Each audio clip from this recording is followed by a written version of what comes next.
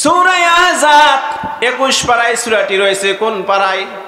21 পারায় 21 নম্বর আয়াতে কারিমা আপনাদের সামনে তেলাওয়াত করেছি। কত নম্বর আয়াত?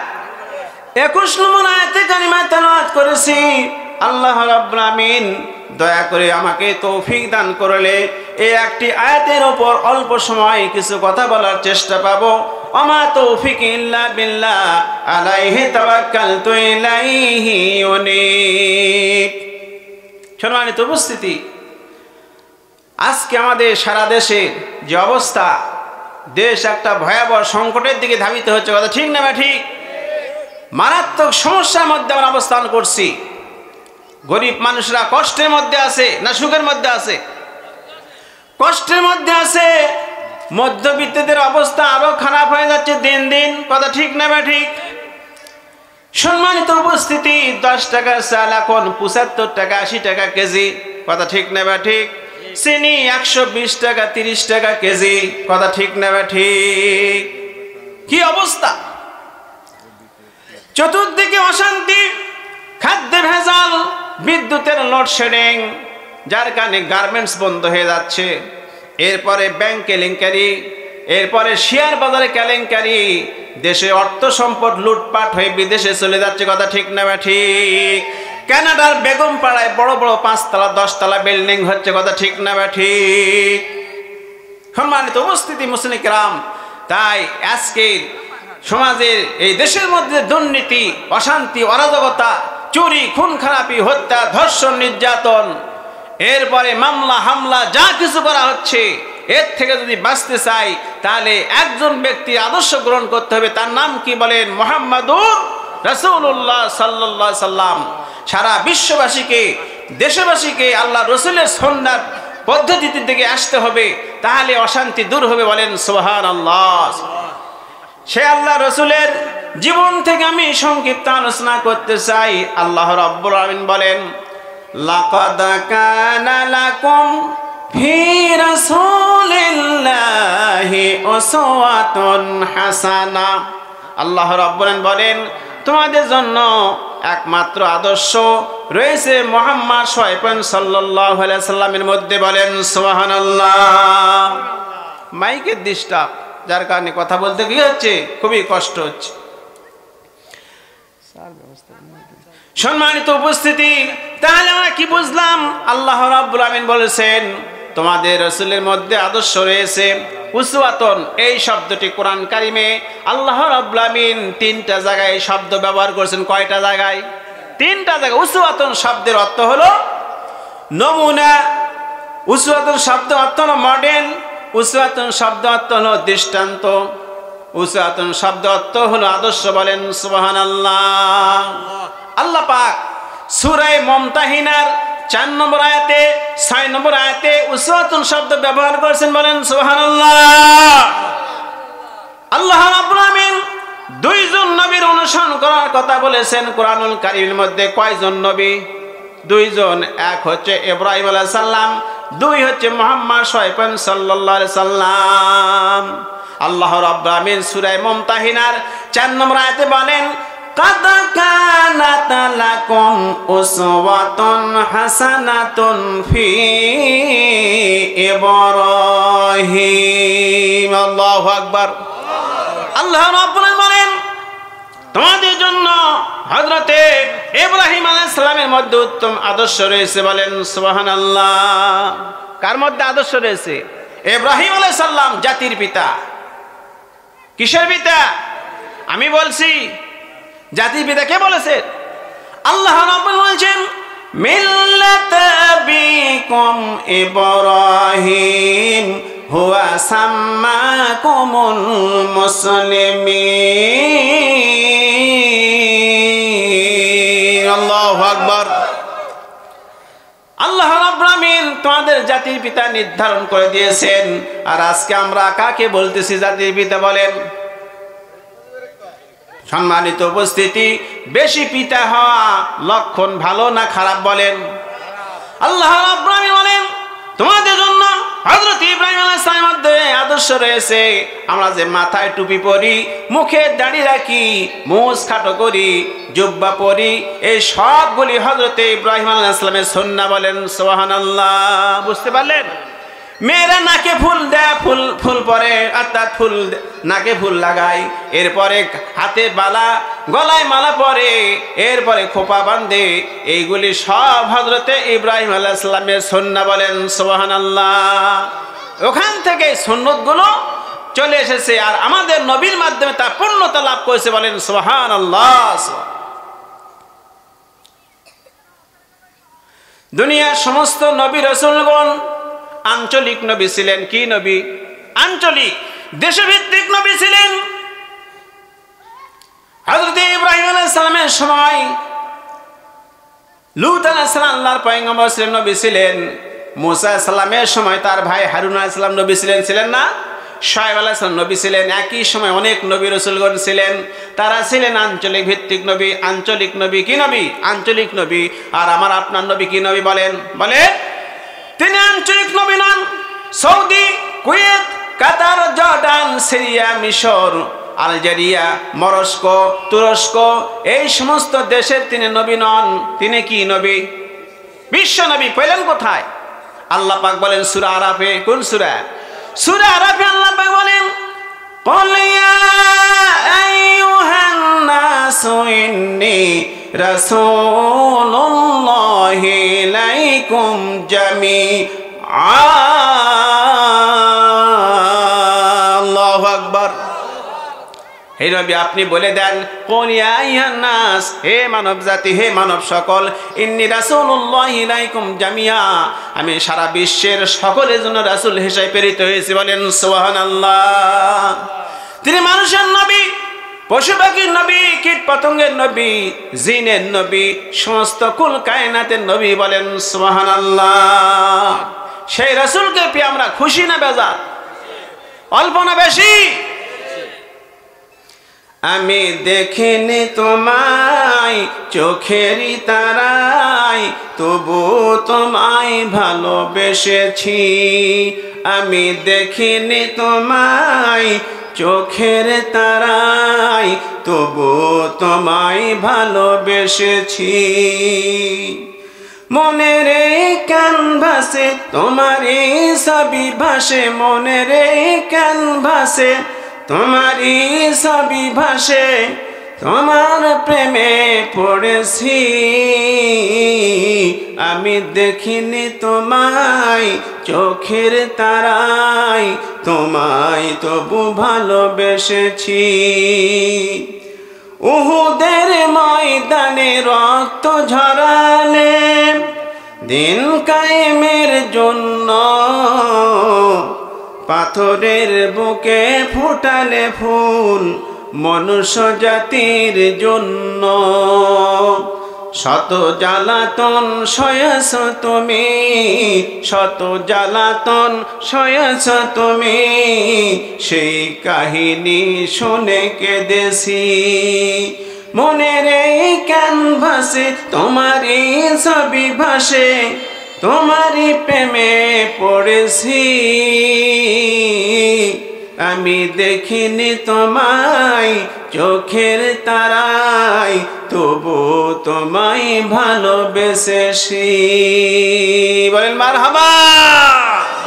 একটু জিকির করেন, লা ইলাহা ইল্লাল্লাহ, লা ইলাহা ইল্লাল্লাহ, লা ইলাহা ইল্লাল্লাহ, লা ইলাহা ইল্লাল্লাহ, সুবহানাল্লাহ, আলহামদুলিল্লাহ, লা ইলাহা ইল্লাল্লাহ, লা ইলাহা ইল্লাল্লাহ, লা ইলাহা ইল্লাল্লাহ, মুহাম্মাদুর রাসূলুল্লাহ সাল্লাল্লাহু আলাইহি ওয়াসাল্লাম।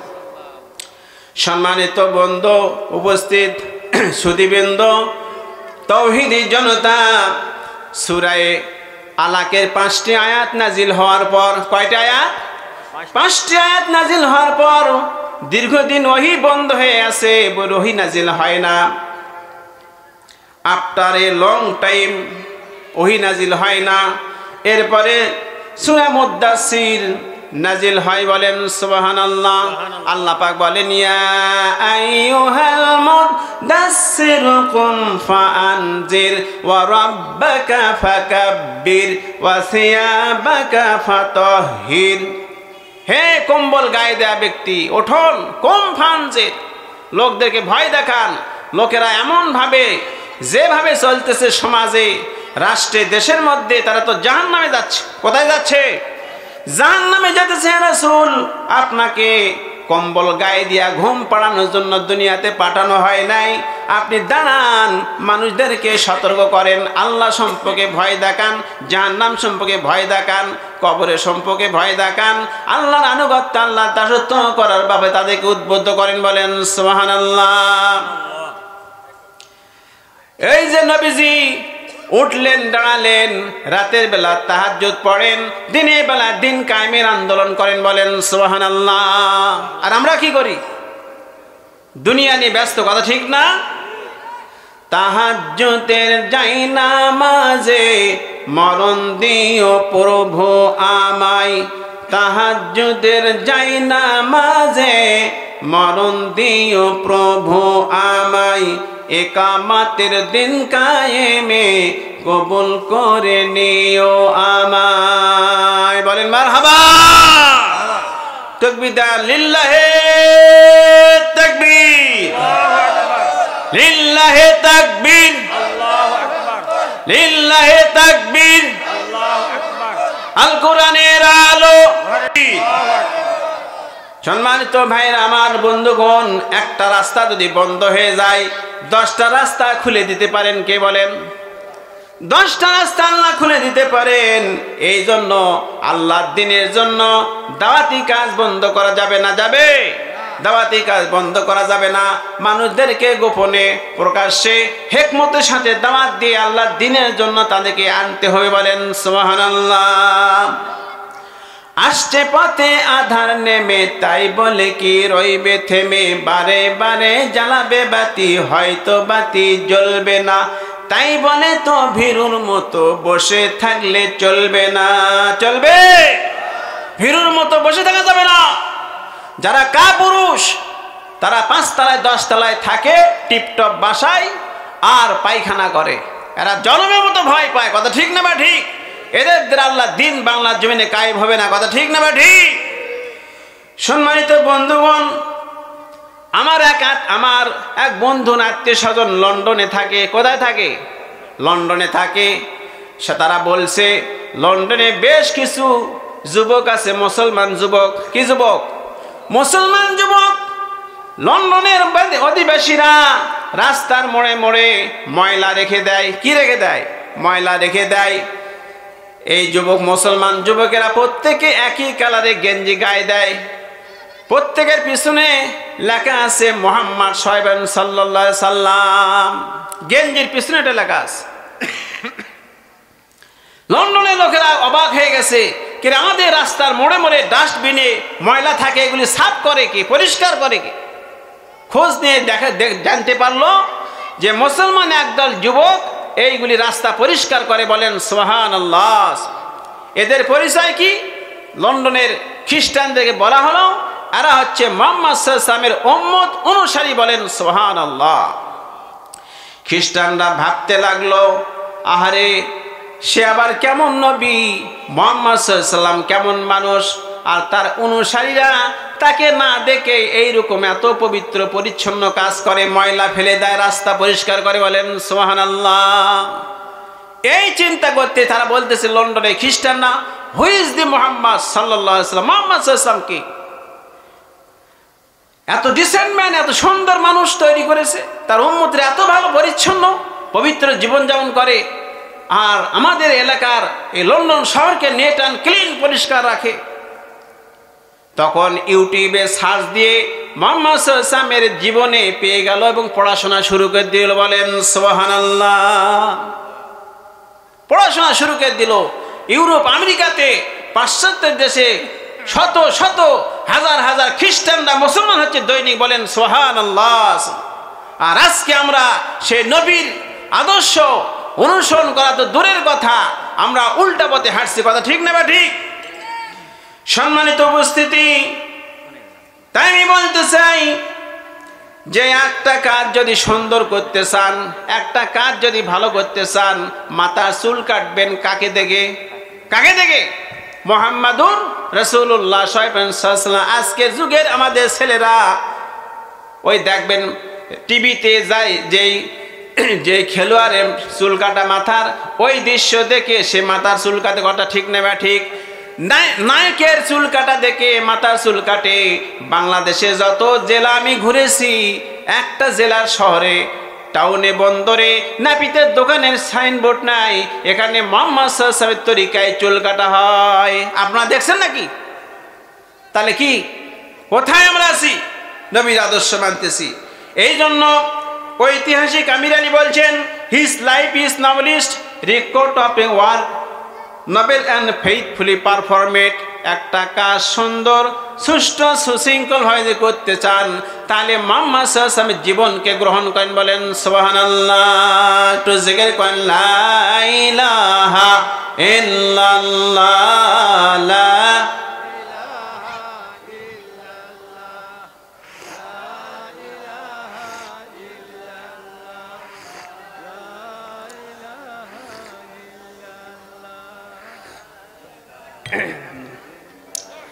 লা ইলাহা ইল্লাল্লাহ, লা ইলাহা ইল্লাল্লাহ। নেই কেহ নেই আল্লাহ ছাড়া, লা ইলাহা ইল্লাল্লাহ, লা ইলাহা ইল্লাল্লাহ, লা ইলাহা ইল্লাল্লাহ মুহাম্মাদুর রাসূলুল্লাহ সাল্লাল্লাহু আলাইহি সাল্লাম। সম্মানিত তাওহীদি জনতা, তা আমি বলতে চাই, আল্লাহ রাব্বুল আমিন তার রাসূলকে আদর্শ করে প্রেরণ করেছেন। আমাদের রাসূল কি আদর্শ, মানে নমুনা, মডেল, ইংরেজিতে বলে মডেল, আইডিয়াল আদর্শ। তিনি, আমরা যদি আদর্শ শিক্ষক হতে চাই, তাহলে একজন আদর্শ শিক্ষককে অনুসরণ করতে হবে, কথা ঠিক না বা ঠিক? আমি যদি ভালো ব্যবসায়ী হতে চাই, তাহলে যে ভালো ব্যবসা করতে পারে, লাভ করতে পারে, তাকে দেখে দেখে তো ব্যবসায় ভালো হতে হবে, কথা ঠিক না বা ঠিক? একজন আদর্শ ডাক্তার যদি হতে চাই, তাহলে যে ভালো ডাক্তার সিরাজগঞ্জের মধ্যে, তাহলে তাকে দেখে দেখে তো অন্যান্য ডাক্তাররা অনুসরণ করে, কথা ঠিক না বা ঠিক? তাহলে আমার আপনার নবী মুহাম্মদুর রাসূলুল্লাহ সাল্লাল্লাহু আলাইহি সাল্লাম, তিনি একজন ব্যক্তি, তার মধ্যে এত কেন তাকে আমরা আদর্শ হিসেবে মানব? কেন মানব? তো বলা হচ্ছে আল্লাহ রাব্বুল আমিন তার মধ্যে এই আদর্শের সমস্ত বৈশিষ্ট্য গুণাবলী দিয়েছেন, বলেন সুবহানাল্লাহ।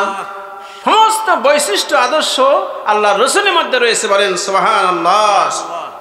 আজকে তাফসীর মাহফিল করতে বাধা দেয় না? সেই যুগের মক্কার প্রথম দিকে, ইসলামের প্রাথমিক যুগে নবীজি পাহাড়ে দাঁড়িয়ে দাওয়াত দিয়েছিলেন, ও মক্কার লোকেরা, তোমরা আমার কথা শোনো। আমি বলতেছি, এই পাহাড়ে পাদদেশে যদি বাঘ থাকে, এই বাঘ তোমাদেরকে আক্রমণ করবে, কামড়াবে। তোমরা আমার কথা শুনবা কি শুনবে না? হ্যাঁ শুনবো না মানে? আপনি সত্যবাদী, আপনি আলামিন। যেই নবীজি বলছেন, ও মক্কার লোকেরা, তোমরা তো জাহান্নামের দিকে যেতেছো, আমি বলতেছি এক আল্লাহর গোলামি করো, এক আল্লাহ প্রতি ঈমান আনো, তাহলে তোমরা দুনিয়াতে কল্যাণ পাবে, আখিরাতে কল্যাণ পাবে, শান্তি হবে, জান্নাতে যাবে, বলেন সুবহানাল্লাহ। যে কথা নবীজি বলেছেন, দাওয়াত দিয়েছেন, তার আপন চাচা আবু লাহাব। আপন চাচার নাম কি? আবু লাহাব।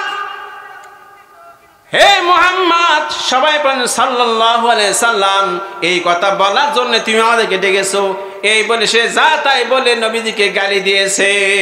তাহলে সে কি করছে? সর্বপ্রথম নবীর দাওয়া আহ্বানকে প্রত্যাখ্যান করেছে, বাধা দিয়েছে।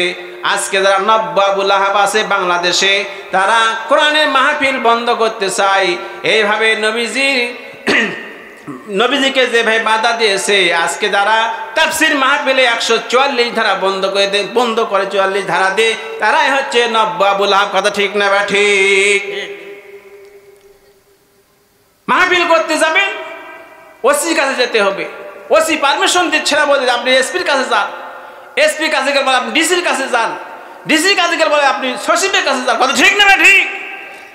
সম্মানিত উপস্থিতি, 90% মুসলমানের দেশে এই তাফসীর মাহফিলের জন্য এত পারমিশন নিতে হবে কেন?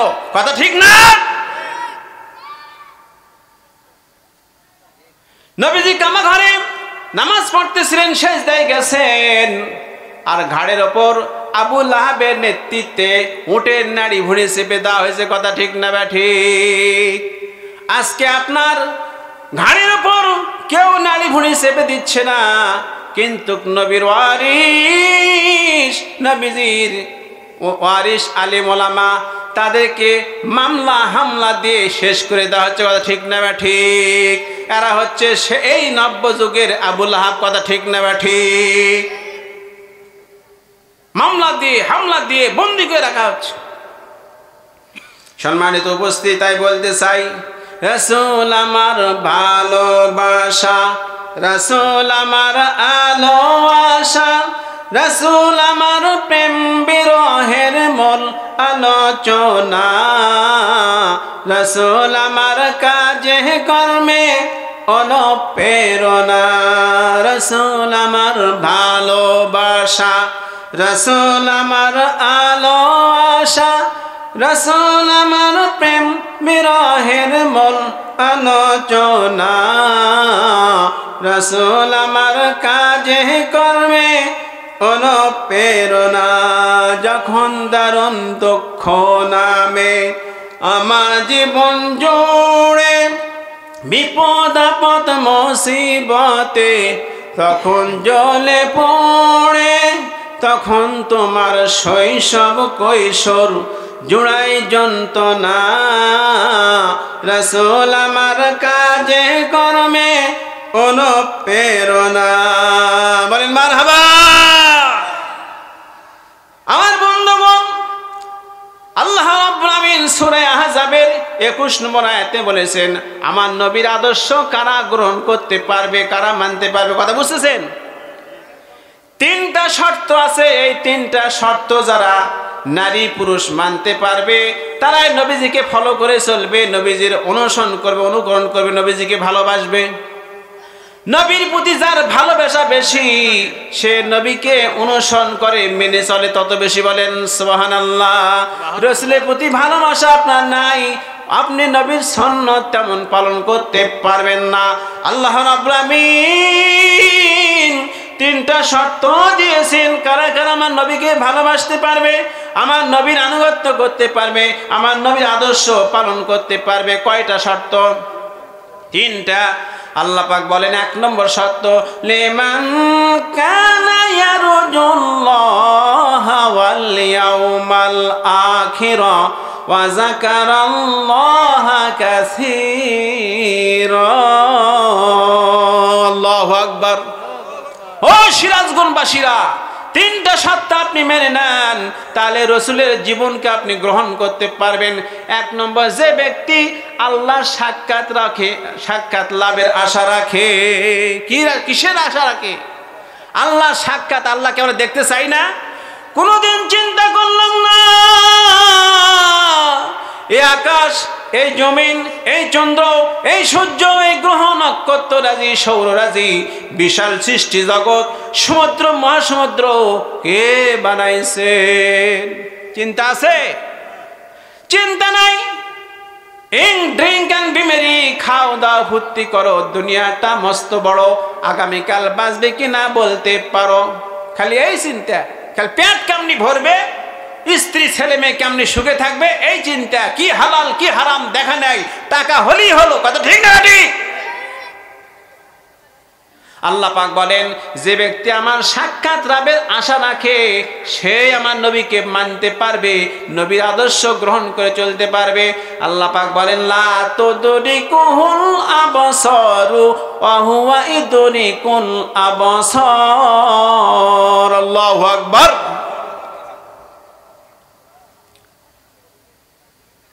আজকে এক শ্রেণী নাস্তিকরা খোদাদ্রোহীরা এই তাকবীরকে অস্বীকার করতেছে, তাকবীরকে বাজে একটা স্লোগান বলতেছে। কথা ঠিক না ঠিক? অনেককে এই কথা বলেছে। এই জন্য ওমর ফারুক রাদিয়াল্লাহু বলছে তাকবীর ওয়াহিদাতুন খায়রুম মিনাদ দুনিয়া ওয়া মা ফিহা। একবার নারায়ে তাকবীর আল্লাহু আকবার বলা দুনিয়াতে যা কিছু আছে তার থেকে আল্লাহর কাছে অধিক পছন্দনীয়। বলেন সুবহানাল্লাহ, আল্লাহু আকবার। আধুনিক চিকিৎসা বিজ্ঞানে বলেছেন যত আপনি আল্লাহু আকবার বেশি বেশি জিকির করবেন তত আপনার হার্ট ঠিক থাকবে, হার্ট অ্যাটাক করে আপনি মারা যাবেন না। বলেন সুবহানাল্লাহ। এই জন্য জন্মের পরই আপনার ডান কানে আজান আল্লাহু আকবার, আজানে আল্লাহু আকবার আছে কিনা বলেন? জানাজা আল্লাহু আকবার, ইকামতে আল্লাহু আকবার, আজানে আল্লাহু আকবার। উপরে উঠতে কি কোন দোয়া পড়তে হয় বলেন? বলেন ও সিরাজগঞ্জবাসীরা, কামারখন্দের লোকেরা, 5 তলায় উঠবেন 10 তলায় উঠবেন, কোন দোয়া পড়ে উঠবেন বলেন? বলেন আল্লাহু আকবার, আল্লাহু আকবার। আর নামার টাইমে এই দোয়া পড়বেন সুবহানাল্লাহ, সুবহানাল্লাহ, সুবহানাল্লাহু আকবার। বলেন সুবহানাল্লাহ, লা ইলাহা ইল্লাল্লাহ, লা ইলাহা ইল্লাল্লাহ, লা ইলাহা ইল্লাল্লাহু মুহাম্মাদুর রাসূলুল্লাহ সাল্লাল্লাহু আলাইহি সাল্লাম। তাহলে নবীর আদর্শকে মানতে পারবেন যে আল্লাহর সাক্ষাৎ লাভের আশা রাখে। আল্লাহ পাক বলেছেন সূরা আনআমে, ও দুনিয়ার মানুষেরা তোমাদের এই চোখ দিয়ে লা তুদরিকুহুল আবসার, আমাকে দুনিয়াতে দেখতে পাবে না। দুনিয়াতে চোখ দিয়ে দেখা যাবে। মূসা আল্লাহর সাথে আল্লাহকে দেখতে চাইছিলেন, ফাসাক্কা আল্লাহ পাক এমন ভাবে পাহাড়ে কি করছেন, মুসাকে ধাক্কা দিয়ে ফেলে দিয়েছেন তার নূরের তাজাল্লিতে। সাইকা মুসা ধাক্কা খাওয়া সাইকা মুসা, মুসা বেহুশ হয়ে জমিনে পড়ে গেছেন। বলেন সুবহানাল্লাহ। দুনিয়ার চোখ দিয়ে আল্লাহকে দেখা যাবে না, তবে এই দুনিয়াতে যারা আল্লাহর আনুগত্য করবে, ইবাদত করবে, নবীর আনুগত্য করবে, নবীর অনুসরণ করবে, অনুকরণ করবে, সুন্নাত মেনে চলবে, কাল কিয়ামতের ময়দানে আল্লাহ রাব্বুল আমিনের সাথে তার সাক্ষাৎ হয়ে যাবে। বলেন সুবহানাল্লাহ। বুজুহু ইয়াউমাইযিন নাযিরাতুন ইলা রাব্বিহা নাযিরা। কিয়ামতের ময়দানে এক শ্রেণীর লোকের চেহারা উজ্জ্বল হবে, আলো ছড়তে থাকবে, আল্লাহ রাব্বুল আমিনের সাথে সাক্ষাৎ হবে। বলেন সুবহানাল্লাহ। তাহলে এক নম্বর হলো আল্লাহর সাথে সাক্ষাৎ। আজ আল্লাহর সাক্ষাৎ রাখে না, আল্লাহকে দেখা করতে চায় না, আল্লাহর সাক্ষাৎ লাভের আশা রাখে না, তাদের ব্যাপারে আল্লাহ রাব্বুল আমিন সূরা ইউনূসের 7 নম্বর আয়াতে বলেছেন, যারা আল্লাহর সাক্ষাৎ লাভের আশা রাখে না, দুনিয়া নিয়ে তারা মত্ত হয়ে পড়ে, দুনিয়ার মধ্যে কি হয়, লিপ্ত হয়ে। কথা ঠিক না ঠিক? চিন্তা নাই, যার কারণে ক্ষমতার বলে, চেয়ারে বলে, তারপরে বাহিনীর বলে, যা কিছু তাই করে। কথা ঠিক না ঠিক? আমার বন্ধুগণ, আল্লাহ রাব্বুল বলেন যারা আল্লাহর সাক্ষাৎ লাভে আশা রাখে না তারা দুনিয়াতে কি করে? ইন্নাল্লাযীনা লা ইয়ারজুনা লিকাআনা ওয়ারাদু বিল হায়াতিদ দুনিয়া ওয়া তামান্নু বিহা ওয়াল্লাযীনা হুম আন আয়াতিনা গাফিলুন। আল্লাহু আকবার। আল্লাহ রাব্বুল আমিন সূরা ইউনূসে বলেছেন 7 নম্বর আয়াতে, নিশ্চয় যারা আল্লাহর সাক্ষাৎ লাভের আশা রাখে না তারা দুনিয়াকে নিয়ে মস্ত ব্যস্ত হয়, আর দুনিয়ার মধ্যে লিপ্ত থাকাকেই তারা প্রশান্তি মনে করে, আনন্দ মনে করে, আর তারা আমার আয়াত থেকে দূরে থাকে। কোরআনের আয়াত, কোরআন কায়েম হোক, বাংলাদেশে আল্লাহ আইন চালু হোক, এটা নিয়ে তাদের মাথা ঘামায় না, তারা চিন্তা করে না। এদের ঠিকানা হবে জাহান্নাম। উলাইকা মাওয়াহুমুন নারু বিমা কানু ইয়াকসিবুন। আল্লাহু আকবার। আল্লাহ বলছেন যারা আমার আয়াতকে অগ্রাহ্য করেছে, অমান্য করেছে, আল্লাহর বিধান মানে না, যারা আল্লাহর শুধু নামাজ পড়ে, রোজা রাখে, হজ করে, যাকাত দেয়, এইগুলি ইবাদতের অংশ। এগুলি কি ইবাদতের অংশ? পূর্ণাঙ্গ ইবাদত হচ্ছে রাষ্ট্রীয়ভাবে আল্লাহর আইন চালু করা, ইসলামী রাষ্ট্র কায়েম করা। এইগুলি চালু করলে নামাজ তো আপনার ব্যক্তিগত ইবাদত হয়ে আছে এখন, কথা ঠিক না?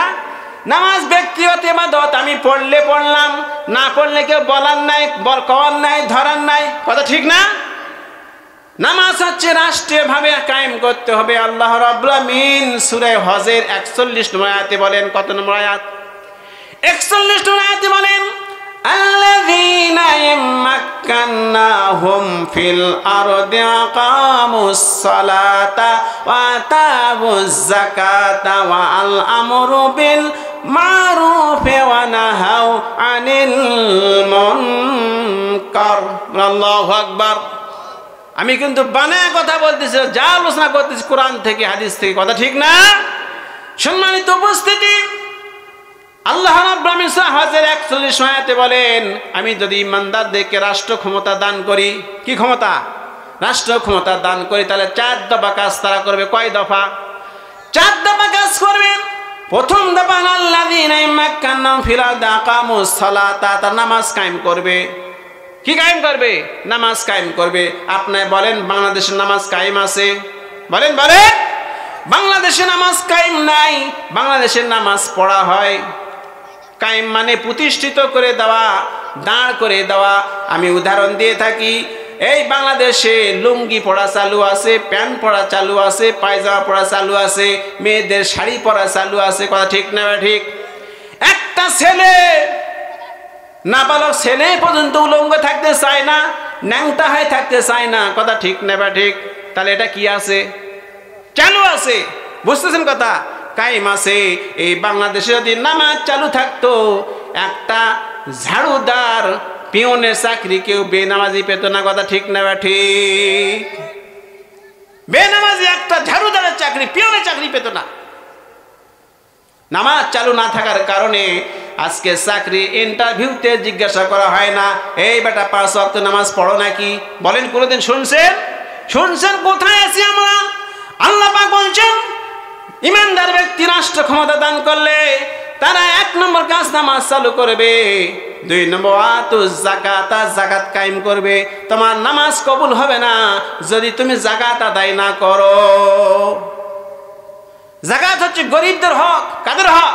অফি আমওয়ালিহিম হাক্কুল লিসাইনি ওয়াল মাহরুম। আল্লাহু আকবার।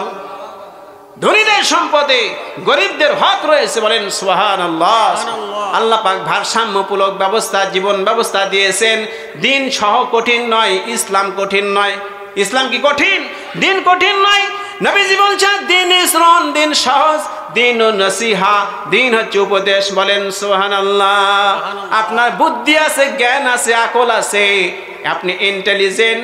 এই যে কোরআন থেকে উপদেশ দেওয়া হচ্ছে, তা আপনি ক্যাচ করবেন, ধরবেন, বুঝবেন, আমল করবেন, এর নাম হচ্ছে দিন, বলেন সুবহানাল্লাহ। 3 নম্বরে আল্লাহ রাব্বুল বলেন, ওয়ামরু বিল মারুফ। সরকার কি করবে? সৎ কাজ চালু করবে। ইসলামী রাষ্ট্রে রাষ্ট্রপ্রধান কি করবে? সৎ কাজ চালু করবে। ওয়া নাহাউ আনিল মুনকার, আর অসৎ কাজ, অন্যায় কাজ সমস্ত একবারে বন্ধ করে দিবে, বলেন সুবহানাল্লাহ। যুবকেরা পাপ কাজ খুঁজে পাবে না, কোনটা পাপ কাজ এরা বলতেও পারবে না, বলেন সুবহানাল্লাহ। এমন একটা সুন্দর ব্যবস্থা তৈরি হবে। এই 4 দফা বাংলাদেশে চালু আছে? মোটেও নাই। বাংলাদেশের ক্ষমতাসীনরা কি মুসলমান না? মুসলমান না? বলেন। তারাই সূরা হজের 41 আয়াত কার্যকর করেন না কেন? করলেই তোমার দেশের মধ্যে আর দুর্ভিক্ষ আসবে না, অশান্তি আসবে না, প্রাকৃতিক দুর্যোগ আসবে না। সেই রাশিয়া ইউক্রেনের যুদ্ধ চলছে, এই যুদ্ধের খরচ কি বাংলায় টাকা দিয়ে মিটাচ্ছে নাকি? টাকা দিচ্ছে নাকি? যার কারণে দেশে দুর্ভিক্ষ আসবে, বলেন বলে। মনে হয় বাংলাদেশের টাকা দিয়ে যুদ্ধ চলতেছে। সূরা ইউসুফ পড়ে দেখেন, সেখানে আল্লাহ পাক দুর্ভিক্ষের কথা কইছেন।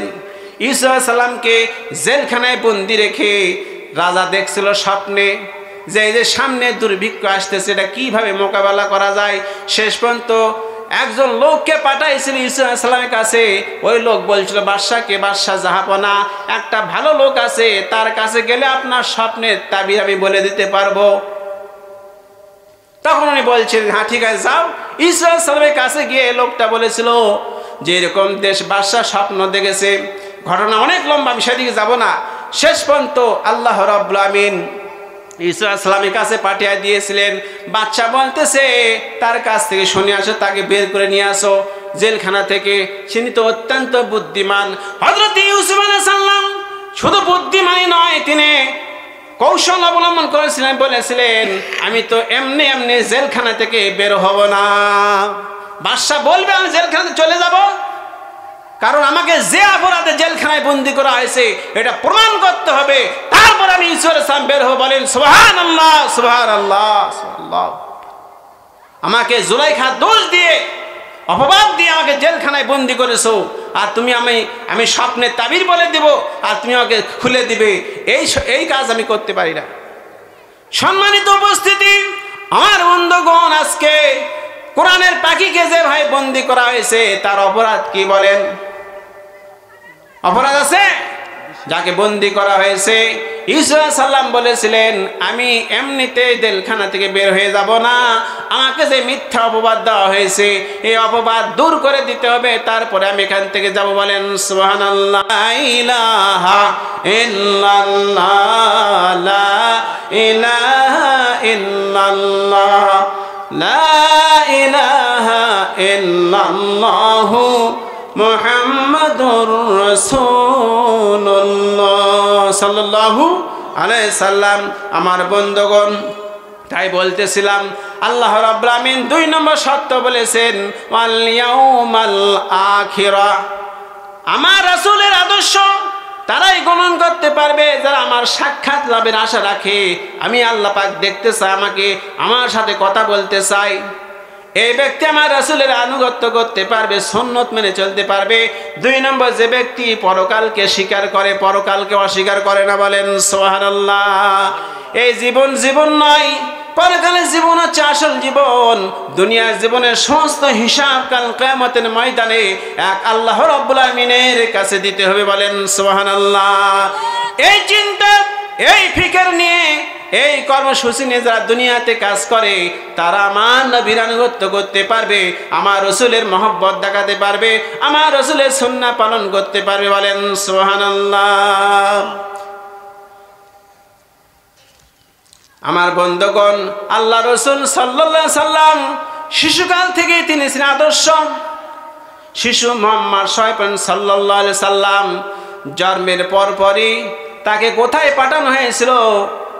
সাদিয়া বংশে সাদ গোত্রে হালিমাতু সাদিয়া রাদিয়াল্লাহু তাআলা আনহুর কাছে। বলেন সুবহানাল্লাহ। তিনি বেশ কয়েক বছর সেখানে ছিলেন। শিশু মুহাম্মদ সাল্লাল্লাহু আলাইহি সাল্লাম, হালিমা বলেছেন, তিনি বকরি চড়াতে যেতেন, হাসতেন, খেলাধুলা করতেন এবং অনেক কাজ করতেন, কিন্তু কোনোদিন আমি হালিমা আমাকে তিনি কষ্ট দেন নাই। এরপরে ছোটবেলা থেকে তিনি আমার ডান দুধ পান করতেন। কোন দুধ? বলেন।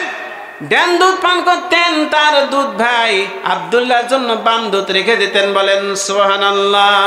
ছোটবেলায় থেকেই আল্লাহ নবী মুহাম্মদুর রাসূলুল্লাহ সাল্লাল্লাহু আলাইহি সাল্লাম ভাইয়ের প্রতি ইনসাফ কায়েম করেছেন। বলেন সুবহানাল্লাহ।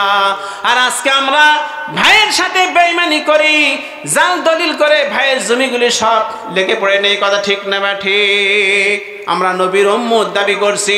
নবীজি ছোটবেলা থেকেই তিনি কাপড় চোপড় ভরে প্রস্রাব পায়খানা করতেন না। ছোটবেলা থেকে কাপড় চোপড়ে তিনি প্রস্রাব করতেন না, পায়খানা করতেন না। আমার বন্ধুগণ, তাহলে ছোটবেলা থেকে নবীজি আদর্শ ছিলেন।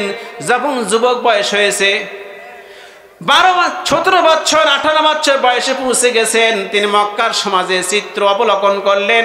দেখলেন মক্কার লোকদের মধ্যে চুরি, ডাকাতি, খুন খারাপি, মদ, জুয়া এবং নারী ধর্ষণ, এইগুলি দিয়ে সমাজ একেবারে কি শেষ হয়ে গেছে। নবীজি চিন্তা করলেন এইভাবে সমাজ চলতে দেওয়া যায় না। কি কথা বুঝতেছেন? সমাজ চলতে দেওয়া যায় না। এই জন্য তিনি মক্কার বড় বড় সাহসী, সুঠাম, বলিষ্ঠ দেহের সৎ বালকদের নিয়ে, সাহসী বালকদের নিয়ে একটি সংগঠন তৈরি করলেন। তার নাম কি দিলেন? বলেন হিলফুল হুজুর এই সংগঠন তৈরি করেছিলেন। তিনি বলছিলেন এই সমাজ ভাঙতে হবে, নতুন সমাজ কায়েম করতে হবে। বলেন সুবহানাল্লাহ। আজকে যুবকদেরকে বলতে চাই, নবীজি যখন যুবক বয়সে এই কাজটি করেছেন, আজকে যুবকদেরকে সেই কাজের দিকে এগিয়ে আসতে হবে। বলেন সুবহানাল্লাহ। এই বাংলাদেশের চেহারা পাল্টিয়ে দিতে পারে কারা? বলেন যুবকরা। কথা ঠিক না বা ঠিক?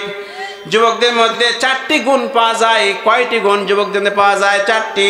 থিঙ্কিং পাওয়ার, চিন্তা শক্তি, উইল পাওয়ার, ইচ্ছা শক্তি, পাওয়ার অফ সোল, মরণ শক্তি, physical tent of working capacity. এই যুবকদের মধ্যে কর্মশক্তি রয়েছে, উদ্যম রয়েছে, শক্তি রয়েছে, উৎসাহ রয়েছে, সৃজনশীলতা রয়েছে। বলেন সুবহানাল্লাহ। আজকে যুবকদেরকে ধ্বংস করে দেওয়া হচ্ছে। কথা ঠিক না বে ঠিক? তাই আমি আজকের মাহফিলে সিরাজগঞ্জবাসীদেরকে বলতে চাই, উদাত্ত আহ্বান জানাই, ও যুবকেরা, রসুলের কলিজার টুকরা সন্ন উম্মতেরা, যুবক যারা আছো, তোমাদের ইসলামের পথে চলে আসতে হবে। বাতিল দলের সাথে, বাতিল পন্থাদের সাথে তোমাদের সম্পর্ক রাখা যাবে না। আজকে যে দলগুলি আছে বাংলাদেশে, তারা যুবকদেরকে অন্ধকারের দিকে নিয়ে যাচ্ছে। কথা ঠিক না বা ঠিক? 91% মুসলমানের দেশে সংসদে মদের বৈধতা দেওয়া হচ্ছে। কথা ঠিক না বা ঠিক? যুবকরা মদ পান করে, জেনা করে, সন্ত্রাসী, লুটপাট, দুর্নীতি, হাইজাকার, চুরি, ডাকাতি, খুন খারাপি দিয়ে চলে যাচ্ছে। অসংখ্য যুবকেরা এমএ পাস করছে, বুয়েট থেকে বের হচ্ছে, ডাক্তার হচ্ছে, অনেক কিছু হচ্ছে। তারপরও অসংখ্য যুবক বেকার অবস্থায় বাংলাদেশে আছে। কথা ঠিক না বা ঠিক? কথা ঠিক না? এই যুবকদেরকে আসতে হবে ইসলামের পক্ষে। এই যুবকদেরকে অশান্ত, দুর্নীতি, বেকার, দরিদ্র মুক্ত, সন্ত্রাস মুক্ত, সুদ, ঘুষ, নারী নির্যাতন, অপসংস্কৃতির এই সমাজকে ভেঙ্গে চুরে সুখী, সমৃদ্ধশালী, শান্তিপূর্ণ, ভীতিহীন, নিরাপত্তামূলক সমাজ ব্যবস্থা এই জাতিদেরকে উপহার দিতে হবে যুবকদেরকে। কথা ঠিক না বা ঠিক? লিল্লাহে তাকবীর, লিল্লাহে তাকবীর, লিল্লাহে তাকবীর। আল কোরআনের আলো, আল হাদিসের আলো, নারে তাকবীর। কে আসিস বীর আই ছুটে আই, কে আসিস বীর আই ছুটে আই, খোদার পথে জীবন বিলাই। কারবালার এই প্রান্তরে ফের, বালাকোটের এই মাঠে ফের, তৌহিদেরই নিশানি ওড়াই। ভীরুর তরে নয়কো কোরআন, খোদার দেওয়া জীবন বিধান। ভীরুর তরে নয়কো কোরআন, খোদার দেওয়া জীবন বিধান। আলপেসানি বেরলবি আর তিতুর মতো বিপ্লবী চাই। সব মতো বাদ দুপাই দলে, কাবার পাতে আইরে চলে। সব মতো বাদ দুপাই দলে, কাবার পাতে আইরে চলে। বজ্র সাহস বক্ষ বেঁধে, রাশেদার যুগ যাই গড়ে যায়। কথা ঠিক কিনা? ও যুবকেরা, ফিরে আসো। আল্লাহ রসুল যুবকদেরকে কত মহব্বত করতেন, ভালোবাসতেন। হযরত আবু বকর রাদিয়াল্লাহু তাআলা ইসলাম গ্রহণ করেছেন 37 বছর বয়সে। কত বছর বয়সে? 37 বছর বয়সে ইসলাম গ্রহণ করেছেন। 37 বছর বয়সে 32টা দাঁত সব পড়ে যায়। দাঁত পড়ে যায়। ওমর ফারুক ইসলাম কবুল করেছেন 26 বছর বয়সে। যুবক না বৃদ্ধ? মানে ওসমান রাদিয়াল্লাহু তাআলা ইসলাম কবুল করেছেন 34 বছর বয়সে। যুবক না বৃদ্ধ? যুবক। আলী রাদিয়াল্লাহু তাআলা ইসলাম গ্রহণ করেন 10 বছর বয়সে। আমার বন্ধুগণ, অনেক সাহাবী 20 বছর বয়সে, 17 বছর বয়সে, 19 বছর বয়সে ইসলাম গ্রহণ করেছিলেন। এই সমস্ত যুবকদের নিয়ে আল্লাহ রাসূল সাল্লাল্লাহু আলাইহি ওয়াসাল্লাম দিন কায়েম করেছেন মদিনায়। বলেন সুবহানাল্লাহ। আমার বন্ধুগণ, বর্তমানে যুবকদেরকে ধ্বংস করে দেওয়া হচ্ছে। এই জাতির কঠিন মুহূর্তে মুক্তির একমাত্র পথ ইসলাম এবং বিশ্ব ইসলামের আদর্শ গ্রহণ এবং বাস্তব জীবনে তা কার্যকর করা। বলেন সুবহানাল্লাহ। আর বন্ধুগণ, এখানে দিয়ে জানার আলোচনা শোনেন। তাই বলতেছিলাম, যে নবীজির আদর্শ মানার জন্য শর্ত কয়টি? 3টি। 1 নম্বর আল্লাহ সাক্ষাৎ লাভে আশা, 2 নম্বর পরকালে জবাবদিহি করতে হবে প্রত্যেকে। নবীজি বলছেন ইমাম 2 প্রকার। কয় প্রকার? 2 প্রকার। ইমামে সগরা, ইমামে কোবরা। মসজিদ যত 3 লক্ষ মসজিদ আছে বাংলাদেশে, 3 লক্ষ মসজিদে ইমাম খতিব এই সবগুলি ইমামে সগরা, ছোট ছোট নেতা। কি নেতা? ছোট নেতা। আর ইমামে কোবরা বড় নেতা। বড় নেতা হচ্ছে ওয়ার্ডের মেম্বার, ইউনিয়নের চেয়ারম্যান, উপজেলা চেয়ারম্যান, এরপরে আপনার মেয়র, এরপরে আপনার এমপি, মন্ত্রী, প্রধানমন্ত্রী, রাষ্ট্রপতি, যত বড় বড় পদ আছে সবগুলি ইমামে কোবরা, বড় ইমাম। কথা ঠিক না ঠিক? তাহলে বোঝা গেল যে আজকে ছোট ইমাম আমরা সব হয়ে আছি। বড় ইমাম যারা রয়েছে এদেরকে একজন ওয়ার্ড সভাপতি, ওয়ার্ডের মেম্বার, যে কয়টা গ্রাম মেলে ওয়ার্ড হয়েছে এই গ্রামে যত লোক আছে তার সম্পর্কে ওয়ার্ডের মেম্বারকে কিয়ামতের দিন জিজ্ঞাসা করা হবে। এরপরে ইউনিয়নের চেয়ারম্যানকে জিজ্ঞাসা করা হবে, যত গ্রামে সে ইউনিয়নের চেয়ারম্যান হয়েছে। উপজেলা চেয়ারম্যানকে জিজ্ঞাসা করা হবে, যত জনগণ তার সম্পর্কে কিয়ামতের ময়দানে। এমপিকে জিজ্ঞাসা করা হবে, মন্ত্রীকে জিজ্ঞাসা করা হবে, রাষ্ট্রপতিকে জিজ্ঞাসা করা হবে, রাজা বাদশাকে জিজ্ঞাসা করা হবে, দেশের সকল জনগণ সম্পর্কে। কুল্লুকুম রাইন কুল্লুকুম মাসউলুন আন রাইয়াতিহি। নবীজি বলে তোমরা প্রত্যেকের দায়িত্বশীল, তোমাদের অধীনস্থ সম্পর্কে কিয়ামতের দিন জিজ্ঞাসা করা হবে। কথা ঠিক না ঠিক? আমার বন্ধুগণ, এই জন্য সাবধান হয়ে যান, সতর্ক হয়ে যান। আল্লাহর দিনকে জমিনে কায়েম করার জন্য আমাদেরকে এগিয়ে আসতে হবে। কথা ঠিক না ঠিক? যে ব্যক্তি কাউকে না দেখে বেশি ভালোবেসেছে সেই লোকটির নাম মুহাম্মাদুর রাসূলুল্লাহ সাল্লাল্লাহু আলাইহি সাল্লাম। আমার বন্ধুগণ, বড় বড় মনীষীরা, ঐতিহাসিকরা বলেছেন এই পৃথিবীতে বড় বড় দার্শনিক, সাহিত্যিক, কবি, সাংবাদিক দুনিয়াতে এসেছেন।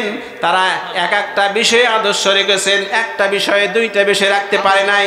কেউ ধর্মের ক্ষেত্রে আদর্শ দেখিয়েছেন, কেউ বক্তৃতার ক্ষেত্রে ভালো বক্তৃতা দিতে পারেন, কেউ সাহিত্যের ক্ষেত্রে ভালো সাহিত্য লিখতে পারেন, কেউ রাজনীতিতে অনেক বড় রাজনীতিবিদ হতে পারেন, কেউ যুদ্ধে পণ্ডিত্য অর্জন, যুদ্ধে যোদ্ধা, বড় যোদ্ধা হতে পারেন। কিন্তু সকল ক্ষেত্রে তার কোনো অবদান নাই। কথা ঠিক না ঠিক? আমার বন্ধুগণ, একমাত্র শুধুমাত্র কেবলমাত্র আর আপনার নবী মুহাম্মাদুর রাসূলুল্লাহ সাল্লাল্লাহু আলাইহি সাল্লাম, তিনি এই পৃথিবীতে সবচাইতে বড় সুপারম্যান ছিলেন। বলেন সুবহানাল্লাহ। এই জন্য এনসাইক্লোপিডিয়া ব্রিটানিকাতে বলা হয়েছে all the religious personalities of the world, Muhammad সাল্লাল্লাহু আলাইহি সাল্লাম মোস্ট সাকসেসফুল। বলেন সুবহানাল্লাহ। এই পৃথিবীতে যত নবী এবং রাসূল এসেছেন, সকল নবী সকল রাসূলদের মধ্যে সকল ক্ষেত্রে সফলতা লাভ করছেন, কামিয়াব হয়েছেন, সাকসেসফুল হয়েছেন আমার আপনার কলিজার নবী, বিশ্ব নবী জনাবে মুহাম্মদুর রাসূলুল্লাহ সাল্লাল্লাহু আলাইহি সাল্লাম। এই ক্ষমতাসীন সরকার ইসলামী আরবি বিশ্ববিদ্যালয় স্থাপন করেছে। সরকারি প্রশংসা করে করা না করে উপায় নাই। কথা ঠিক না ঠিক? বলি তারা বুঝতে পাবেন। ইসলামী আরবি বিশ্ববিদ্যালয় স্থাপন করেছে, কওমি মাদ্রাসা, স্নাতকোত্তর অর্থাৎ মাস্টার্সের মানে সনদ দিয়েছে সরকার। মাদ্রাসা অধিদপ্তর তৈরি করেছে সরকার। 560টি মডেল মসজিদ নির্মাণ করছে উপজেলা। কথা ঠিক না ঠিক? এরপরে পবিত্র ঈদে মিলাদুন্নবী সাল্লাল্লাহু আলাইহি সাল্লামকে জাতীয় দিবস ঘোষণা করছে সরকার। সরকারি প্রশংসা করতেই হয়। কথা ঠিক না ঠিক? আমার বন্ধুগণ, কিন্তু আফসোস 2023 সাল থেকে ষষ্ঠ শ্রেণী হাই স্কুলে 2023 সাল থেকে ষষ্ঠ শ্রেণী নবম শ্রেণী বইয়ের মধ্যে কোরআন সুন্নাহ, সাহাবায়ে কেরাম, আহলে বায়াত এবং মুসলিম মনীষী, মুসলিম বিজ্ঞানী, মুসলিম কবি এবং নীতি নৈতিকতা সৃষ্টিকারী কোনো বিষয় স্থান পায় নাই। 2023 সালে যে সিলেবাস দেওয়া হচ্ছে ছেলেদেরকে পড়ানোর জন্য ষষ্ঠ শ্রেণী থেকে নবম শ্রেণী পর্যন্ত, এর একটা বই আছে বিজ্ঞান বইয়ে 11 জন উলঙ্গ নারী পুরুষের ছবি দিয়ে তাদের লজ্জা স্থানে পরিচয় দেওয়া হয়েছে সেই বইয়ের মধ্যে। জোরে কান নাউজুবিল্লাহ। এরপরে 9টি বইয়ের মধ্যে মেয়েদেরকে বেপর্দা ছবি ছাপানো হয়েছে, মেয়েদের হিন্দু মহিলার শাখা পরানো ছবি রয়েছে সেই বইয়ের মধ্যে। ইংরেজি বইয়ের মধ্যে কুকুর এবং নেকড়ে বাঘের ছবি ছাপানো হয়েছে, যা ইউরোপীয় সংস্কৃতির পরিচয় বহন করে। এরপরে আপনার ইতিহাস সামাজিক বই আছে, আমি বলছি 6ষ্ঠ শ্রেণী থেকে 9ম শ্রেণী পর্যন্ত। এই ক্লাসের মধ্যে যে বইগুলি আছে তার মধ্যে একটা বই আছে ইতিহাস ও সামাজিক বিজ্ঞান। এই বইয়ের মধ্যে ডারউইনের বিবর্তনমূলক মতবাদ দেওয়া হয়েছে যে মানুষ বানর থেকে তৈরি হয়েছে। জোরেকার নাউজুবিল্লাহ মিন যালিক। মানুষ কি বানরের জাত? না। আল্লাহ পাক কোরআন শরীফ খুললেই আপনি দেখবেন যে মানুষ কোত্থেকে কোথাতে তৈরি হয়েছে। জীবন ও জীবিকার বই আছে, জীবন এবং জীবিকা নামে একটা বই আছে। এই বইয়েতে গল্প, প্রণাম, গান, নাচ, তারপর হারমোনিয়াম, তবলা ইত্যাদি বাদ্যযন্ত্র ব্যবহার করা হয়েছে। শিক্ষার্থীদের পাশ্চাত্য এবং মূর্তি পূজার সংস্কৃতি চর্চার প্রতি আগ্রহ সৃষ্টি করার ব্যবস্থা করা হয়েছে। আমার বন্ধুগণ, তাই আমি বলতে চাই, আগে যে বললাম ক্ষমতাসীনদের প্রশংসা করলাম, বেশ ভালো কাজ করছেন, কিন্তু আমি এই মাহফিল থেকে বলতে চাই যে লক্ষ লক্ষ আলিম ওলামার দেশ, কথা ঠিক না ঠিক? লক্ষ লক্ষ আলিম ওলামার দেশ, পীর মাশায়েখের দেশে পাশ্চাত্য ঘেঁষা নাস্তিক্যবাদী হিন্দুত্ববাদী শিক্ষা ব্যবস্থা বন্ধ করুন। জাতি আপনাদের জন্য দোয়া করবে, কথা ঠিক না ঠিক? আর যদি বন্ধ না করেন তাহলে বলতে চাই আগুন নিয়ে খেলবেন না, এই আগুনে পুড়ে সারকার হয়ে যাবেন আপনারা, কেউ ঠেকাতে পারবে না, কথা ঠিক না ঠিক? আমার বন্ধুগণ, আসুন আপনাদের কাছে বলতে চাই, যদি ক্ষমতাসীন সরকার এই ব্যবস্থা যদি শিক্ষা ব্যবস্থা যদি ইসলামের আলোকে কোরআন সুন্নাহর আলোকে যদি না করে তাহলে পরিণতি ভয়াবহ হবে, কথা ঠিক না ঠিক? আমি আজকের মাহফিল থেকে সিরাজগঞ্জের এই কামারখন মাহফিল থেকে বলতে চাই যে শিক্ষা ব্যবস্থায় শিশু শ্রেণীতে নিয়ে মাস্টার্স পর্যন্ত প্রত্যেকটা ক্লাসে কোরআন এবং হাদিস বাধ্যতামূলক করুন, কথা ঠিক না ঠিক? এটা বাংলাদেশের 90% মুসলমানের প্রাণের দাবি, কথা ঠিক না ঠিক?